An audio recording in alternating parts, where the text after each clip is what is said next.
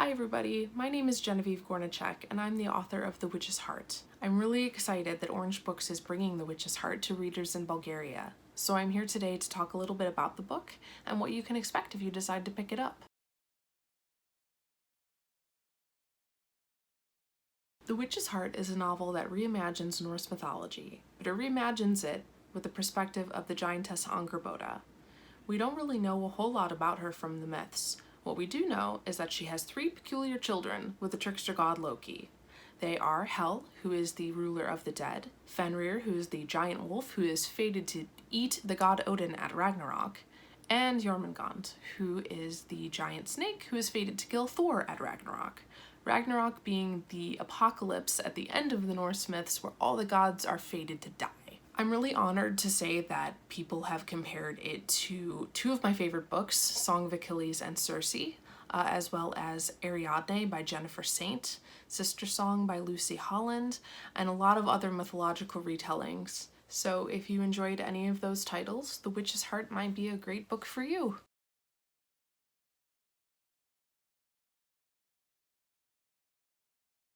One of the things that surprised me the most while I was writing was how much the characters just came alive the further on I went. And I guess that shouldn't be surprising because these characters, these mythological figures, these gods, have been around for a really long time in stories, so I had a lot to work with. And I was very surprised that every time I thought I knew something, I would go and find an article or a book about it, and I would read some more and it would completely change my mind. The really cool thing about Norse mythology is that there's a lot to unpack, and there's a lot that we're not told.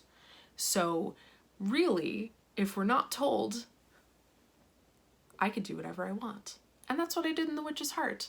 It's completely made up. It's kind of meant as a peek in the background to what could be happening in the Norse myths, but what's really cool about Angerboda is that she has a lot of things in common with some more obscure figures from the mythology. So by combining her with those figures, I was able to tell her story from beginning to end. And it was based off a paper that I wrote when I was at university, and I wrote the paper about that.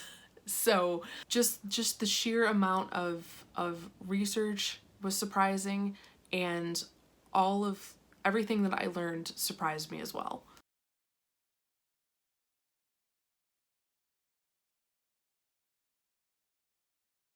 I was drawn to Norse mythology when I was taking an undergraduate course in Norse mythology. Like I said, I wrote a term paper about Angerboda at the same time that I was writing The Witch's Heart for National Novel Writing Month in 2011. So I wrote the first draft of The Witch's Heart in 3 weeks, and and that was it. Norse mythology became one of my passions after that. I just think it's the coolest thing in the world. And the thing that makes it different from other mythologies is what I mentioned at the beginning. The gods die. The gods are fallible, and they make mistakes, and they break oaths, and they do a lot of questionable things, but they also do a lot of cool things too.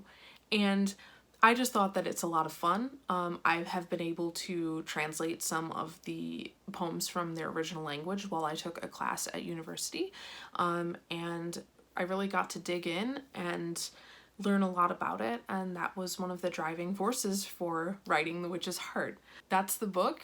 It starts off with Angerboda and Loki and just goes from there, and my goal was to just tell the whole story of Norse mythology, but from a background perspective. And I didn't mean to rewrite the myths. I meant to just kind of take a peek in the background and see what might have been going on. Because if you gave 1,000 different writers the task of writing Angerboda's story, you would get 1,000 different stories. And I think that's really important and really cool. So thank you so much for taking the time to listen to me today. And if you do decide to pick up the book, I really hope you enjoy it.